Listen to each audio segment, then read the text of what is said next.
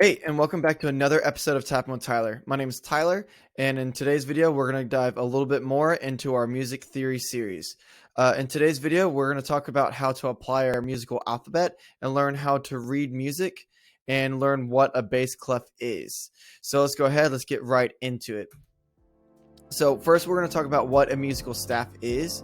The musical staff is those lines that you see on sheet music. Okay, it consists of 5 lines and 4 spaces. And the big thing is that every line and every space is a placeholder for a letter of the musical alphabet. So that means every single one of these lines and every single one of these spaces is just a placeholder for your musical alphabet. So now the question is how do we know where our letters go? How do we know what letter is what line and what letter is what space? Well, that's where the clef comes in. The clef dictates the placement of the musical alphabet. Okay, now the two most common clefs that we're going to talk about is the bass clef and the treble clef.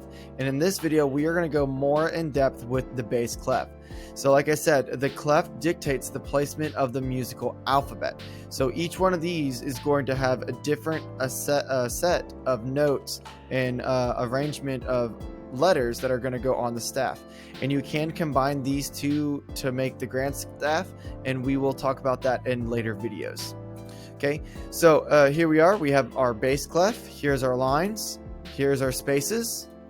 This is a big concept right here. A lot of people get this confused, so make sure you really commit this to memory, that this way is going up, and that means pitch gets higher, and this way is going down, and that means pitch gets lower. So to recap, when you go up the page, that means the pitch gets higher, and when you go down the page, that means the pitch gets lower. Okay, so here we are with our bass clef. We're going to go ahead and just memorize the bottom line is G. Now, a lot of times in music, we're told facts that we just kind of have to memorize and kind of have to just accept them for what they are. And then later on, as we progress further down our musical journey, we learn why they are the way they are. So this is one of those things that you're just going to have to kind of memorize. The bottom line of bass clef is G. Now, following that, we know the bottom line is G. We need to remember that when we go up the staff, we are going higher in pitch, but we are also going forward in the alphabet. Okay, and when we go down the staff, yes, we are going down lower in pitch, but we're also going backwards in the alphabet. So if you can look here, every single one of these lines and spaces is just a placeholder for our musical alphabet. And we have G, A, B, C, D, E, F, G, and A. This is extremely important for you to realize that this just goes up alphabetically, and every single one of these lines and every single one of these spaces has a note or a letter. So now what we're going to do is only focus on the bass clef lines. Okay, we're not going to read the notes or worry about the spaces. We've already talked a little bit about that, about how it goes up alphabetically, but now we're only going to focus on the lines, which means we're only going to focus on G, B, D, F, and A. Okay, we're going to skip over these spaces. So if we look right here, this bottom line right here is G, which means that if we skip A, which is this space right here, then we're going to go up to B. And if we follow that same pattern, we'll skip the next space, which is C, and we'll go up to D. We'll skip the next space, which is E, and we'll go up to F. We'll skip the next space, which is G, and we'll go up to A. So these are the lines of bass clef: G, B, D, F, A. Now, you can come up with acronyms, and there's a lot of acronyms that are out there. There's Good Boys, Do Fine Always. There's a lot of other little silly ones. It's been in my experience as a music educator that those don't really help students figure out where notes are on the page.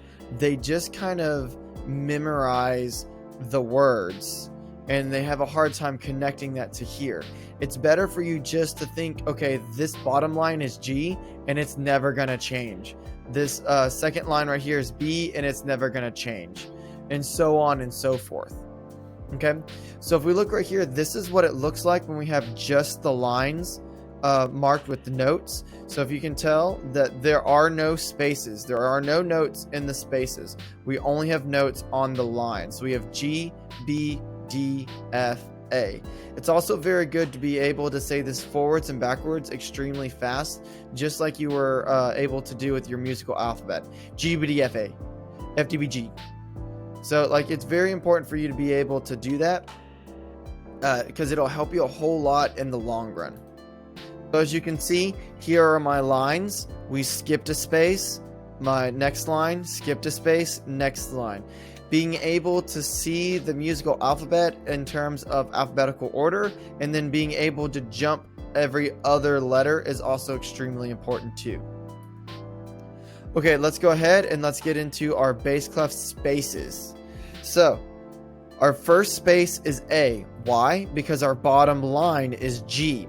If you forget all of these other ones, that'll be okay as long as you always remember where your bottom line is, and eventually you won't forget where the other ones are on the staff. Okay, so this bottom space is A, and now we're going to go up to the next space. So that means that we are going to skip this line. So we're going to skip the B line, and we are going to go to C. Okay, now we're going to skip the next line, which is D, and we're going to go up to E. Okay, and then we're going to skip our next line, which is F, and we're going to go up to G. So that is it. A, C, E, G. Okay. Now, again, you can come up with an acronym for this if you want. I think the most popular one that I always hear is all cows eat grass. But again, I do not recommend you doing that. I recommend you just immediately memorizing that this letter goes with this space, and it's never going to change. A will always be right here. There will be other A's around, but we'll talk about that later. But the most important thing that you need to know is that A is always going to be here, C is always going to be here, E is always going to be there, and G is always going to be right here. Okay? This is what it looks like when it's on the staff, when you don't have the lines on there. So this is just the spaces. These are the notes of just the spaces. A, C, E, G. And I have the lines are missing. So if you look at it, here we are right here. Here are our lines in black. Here's our spaces in red. So we can see that it still goes up alphabetically, still goes up in alphabetical order. I cannot stress that enough. G, A, B, C, D, E, F, G, A. Or if I want to look at the lines only, G, B, D, F, A. If I want to look at the spaces only, A, C, E, G. Always remembering that when we go forward in the alphabet, our pitch gets higher, and we go backwards in the alphabet, our pitch gets lower. So the three big takeaways that you need to get from this lesson is that notes go up the staff in alphabetical order. G, A, B, C, D, E, F, G, A.